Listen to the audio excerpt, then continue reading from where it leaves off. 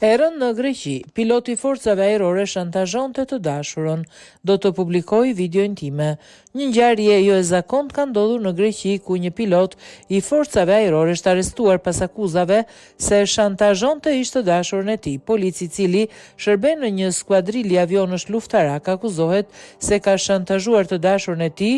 të kryej 3 herë në ditëmarrëdhënie seksuale me të ose ndryshe do t'i publikonte videon e tyre në momentet intime. Sipas dosjes së publikuar nga Prototema, gjithçka kulmoi në 31 mars 2025 kur piloti dyshohet se i dërgoi partneres së tij një sër mesazhesh duke i kërkuar që të bënin seks 3 herë në ditë, në të njëjtën ditë, në mëngjes, në mesditë dhe mbrëmje. Ndryshe ai kërcënoi se do të shpërndante video të takimeve të tyre seksuale në vendin e saj të punës dhe brenda forcave ajrore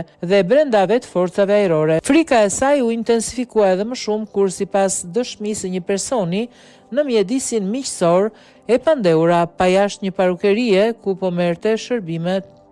i pandeuri. Duke u ndjerë e kërcënuar, ajo thiri policinë e cila ka kryer edhe arrestimin e pilotit. Nuk dihet ende nëse është urdhëruar një hetim disiplinor nga shtabi i përgjithshëm i forcave ajrore, megjithatë çështja është nën hetim, nëse materiali u është dërguar tashmë palëve të treta. Deklarata e viktimës në polici tregon me detaje rënqethëse situatën e shantazhit psikologjik që ajo ka përjetuar muajt e fundit, siç e përshkruan ajo, marrëdhënia e saj me pilotin kishte përfunduar në shtator 2024, por ai nuk pranonte ndarjen, që nga mesi i vitit 2024 dhe pasi kishte marrë dieni për një padi që kishte ngritur kundër tij për dhunë familje, i pandeuri filloi ta ngacmonte sistematikisht. Më ndiqte çdo ditë, duke më ardhur nën shtëpinë time, por edhe në vendin e punës. Ndonjëherë ai më thoshte se do të më vriste mua dhe djalin tim dhe herë të tjera se do t'i publikonte materialet tona erotike familjes sime dhe forcave ajrore, tha ajo. Gruaja pretendon se